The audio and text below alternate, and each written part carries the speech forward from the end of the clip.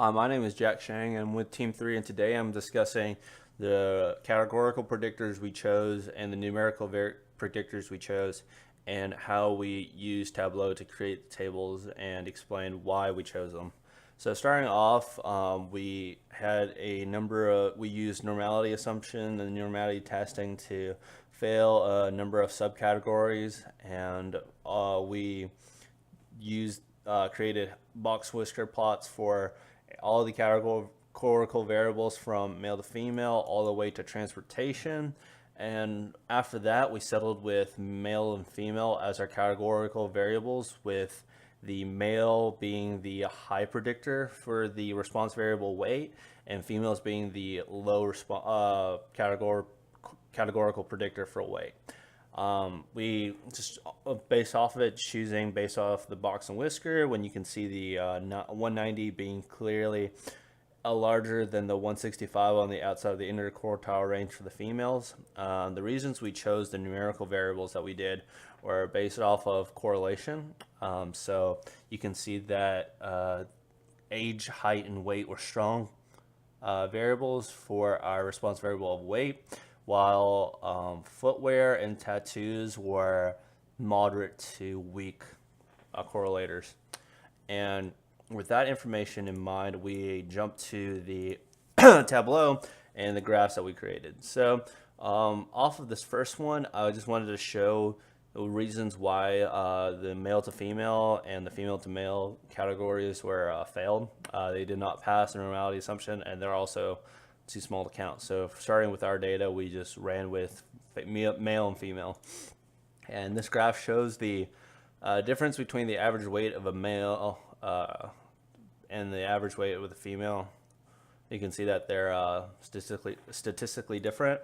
We also did it with the average weight and gender based on age. And you can see this box whisker that the interquartile range are completely different.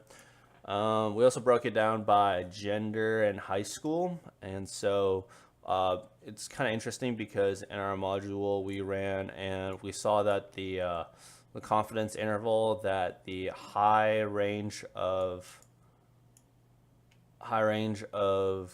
the high and low range of the Arkansans were much higher than the high and low range of the not in the U.S. Individuals who do not go to school in the U.S.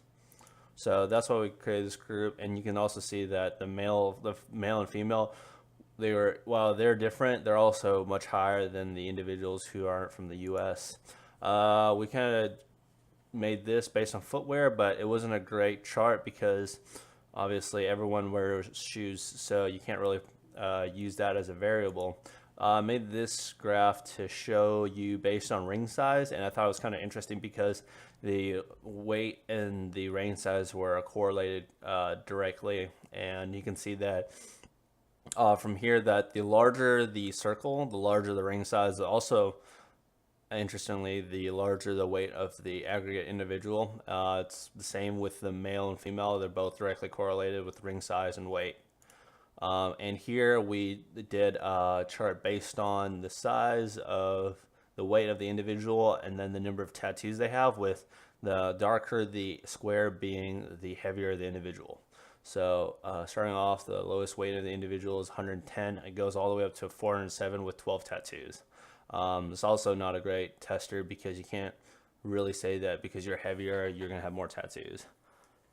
So in the end, we kind of found out that male statistically were a good categorical predictor for weight on a high scale.